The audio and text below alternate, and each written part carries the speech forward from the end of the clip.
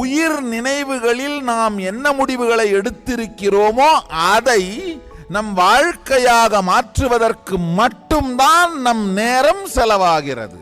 அசை நினைவு, உயிர் நினைவு, உயிர் சக்தி.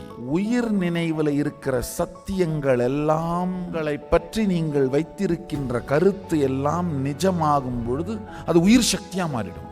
அணுவுக்கும் அணுவாய் உங்களை பற்றி நீங்கள் வைத்திருக்கும் கருத்து, அப்பாலுக்கு அப்பாலாய் இருக்கும் இறைவனை பற்றி நீங்கள் வைத்திருக்கும் கருத்து, இந்த இரண்டுக்கும் இடையிலே இருக்கின்ற ஜெகத் உலகத்தை பற்றி நீங்கள் வைத்திருக்கும் கருத்து, இது எல்லாம் ஆழமானதாக மாறிக்கொண்டே செல்லுமானால் வாழ்க்கை திடமானதாகவும் கனமானதாகவும் இருக்கும்.